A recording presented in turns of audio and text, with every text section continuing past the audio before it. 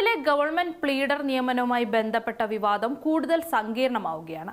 മുഖ്യമന്ത്രിയും കെഎസ്യുവും തമ്മിലുള്ള തർക്കം തുടരുന്നതിനിടെയാണ് ഇപ്പോൾ കോൺഗ്രസിന്റെ അഭിഭാഷക സംഘടനയായ ലോയേഴ്സ് കോൺഗ്രസിനുള്ളിൽ തന്നെ ഭിന്നത പരസ്യമായിരിക്കുന്നത്.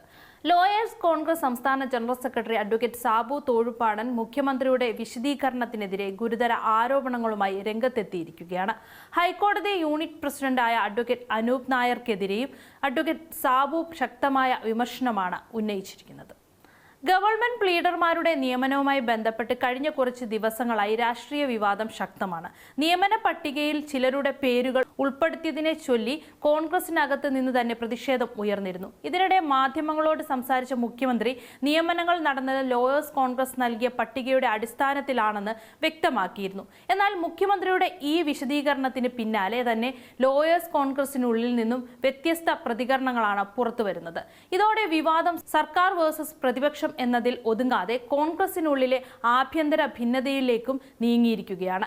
ലോയേഴ്സ് കോൺഗ്രസ് സംസ്ഥാന ജനറൽ സെക്രട്ടറി അഡ്വക്കേറ്റ് സാബു തോഴുപ്പാടൻ ഉന്നയിക്കുന്ന പ്രധാന ആരോപണം വിവാദമായ നിയമന പട്ടിക തയ്യാറാക്കിയത് ലോയേഴ്സ് കോൺഗ്രസ് ഹൈക്കോടതി യൂണിറ്റാണെന്നാണ്.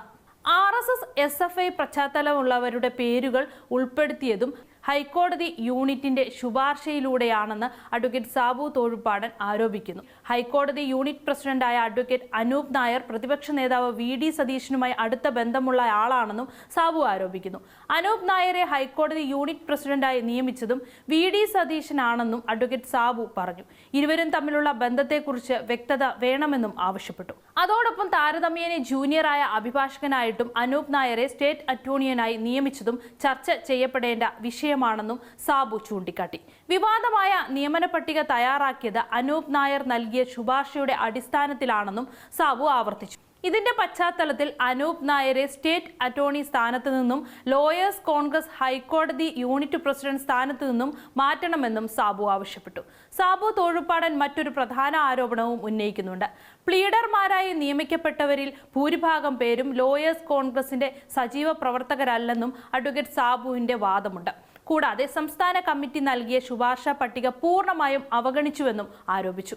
ഇത് വ്യക്തിപരമായ തീരുമാനമായിരുന്നോ അതോ സംഘടനയുടെ ഔദ്യോഗിക തീരുമാനമായിരുന്നോ എന്ന ചോദ്യവും ഇതോടെ ഉയരുകയാണ്.